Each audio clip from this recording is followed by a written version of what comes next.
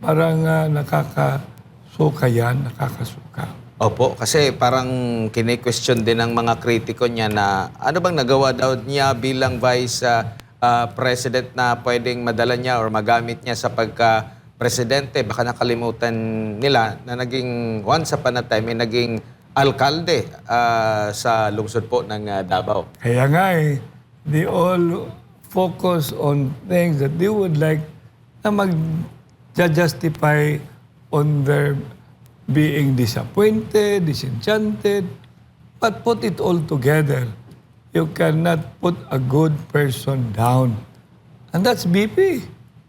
And you cannot just outrightly, because she has a record too.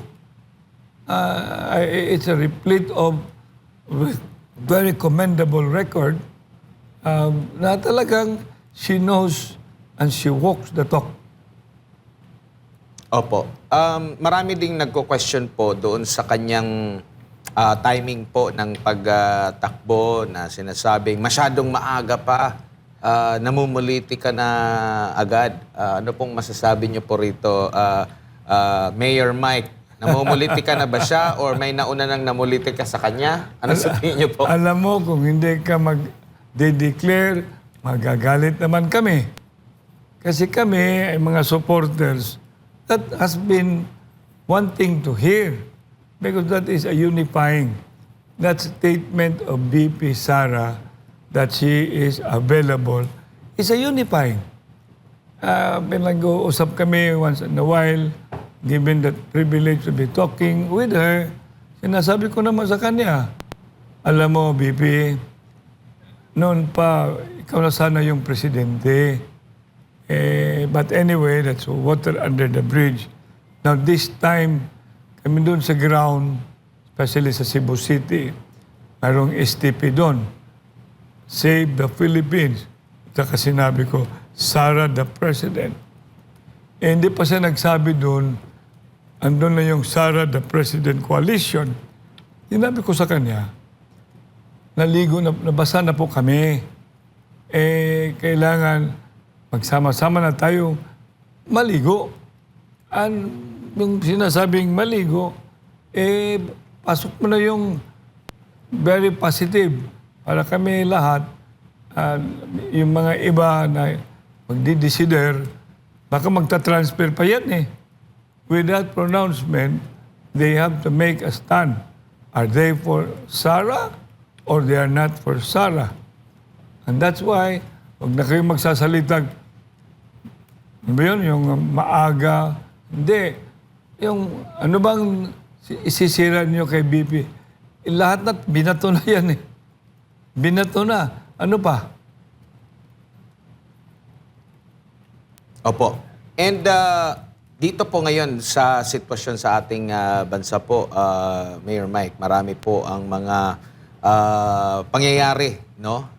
Lalo na yung sa issue po ng flood control. Kayo po ba ay nakukulangan pa para mabulgar kung napanagot na ba ang dapat mapanagot or nakukulangan po ba kayo sa mga pangyayari po, lalo na doon sa investigasyon at accountability po ng mga sangkot dito po, Mayor? Alam mo, sumubra na nga Alam mo, Admar, sumubra na. Ano pa bang hihintayin natin? Pero palagi ko sinasabing, my faith is, kinukumusta ko rin si Pastor Puloki Buloy, is a mustard seed. With all those enumerations, should we wait for a divine intervention furthermore, so that actions will have to be in favor this time of the quest for a lasting peace and a better governance, much less a better administration. Kaya huwag natin hintayin pa kasi hihintay ka pa ng 2028. Wow! Kawawa naman yung mga bata natin. Opo. Ngayon po, meron pong lumabas din ng mga dating sundalo po, Mayor Mike, at nagsasabi na meron silang mga diniliberan or hinatiran ng mga mali-maletang basura o pera mula po sa kickback, hindi lang sa flood control project, iba't iba daw pong mga source ito at pinadalhan ang ilan sa mga kasalukuyang opisyal ng gobyerno at mga mambabatas. Ano po dapat ang treatment dito sa sinumpaang salaysay po nila? Kasi ang nangyayari po ngayon, unang kinwestiyon yung witness doon sa affidavit, no? Ngayon, nabasa ko po, kini-question din po kung sino po yung nagnotaryo po nito, Mayor Mike. At hindi yung mismong nilalaman ng kanila pong sinasabing personal na pagkakaalam dito nga po sa sangkot sa pagtanggap ng pera mula sa pera ng taong bayan. Tamang-tama yung statement mo. They're highlighting but they are not seeing that a crime has been committed. Wag naman ganon. Kitang-kita mo yan. Talagang pictures will never lie. Or like figures will never lie. Only liars cannot figure. Let's look at yung ano ba yung mga laman ng affidavit nila. You know, ano yan yung res ipsa locator yan, Admar, na kahit pa paano, huwag mong i-destroy, mayroong crime committed. Focus on the crime. Nakuha mo yun? Yung kaysa pinag-uusapan yung ano tito, ano doon, para bang iniskirt mo yung totoo na talagang kahit isang maleta lang yan, crime na yan. How much more for ilang maleta yun? Marami po. Yan na nga, ilang bilyon. Mga umabot na yata ng almost trillion pesos or When you marami. talk about the Hundreds whole of- discussion with mathematics, since how many months ago? Since 2022 raw po nakapag-umpisa na sila mag-deliver. Let's not skirt, let's not divert a crime has allegedly been committed, and let's focus on the crime.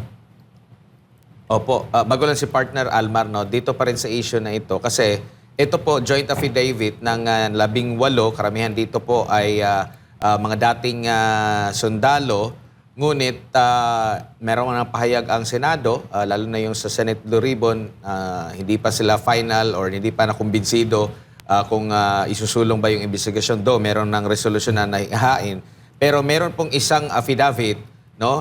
Kanina, narinig natin sa balita, against dito kay Vice President Sara Duterte, abay tinanggap para maging kabahagi doon sa impeachment complaint. Iisa lang po yun dito. Marami itong nanumpa sila at handang humarap sa investigasyon ng Kongreso, sa Senado. In fact, lumapit na rin sila sa Office of the Ombudsman sa kabila ng kabilang po sa kanilang mga inakusahan, mismong ombudsman po, Mayor.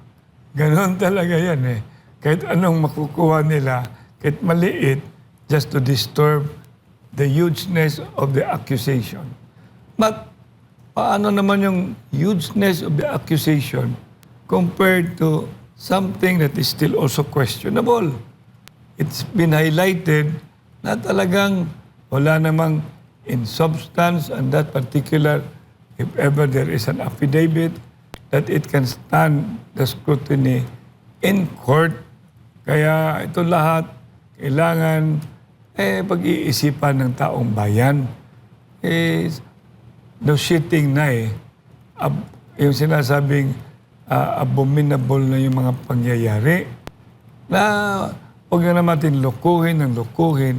Kita naman natin talagang mayroong, ano ba sa Tagalog, yung there is really irregularity. There is really immorality. Bakit mo pa i-disturb yan? Pag nandyan yan, let them face it. If they can disturb it, and let them go to court so that the whole thing will be ventilated and they will be heard accordingly than, again, destroying the Vice President without even having given her ample time to defend herself.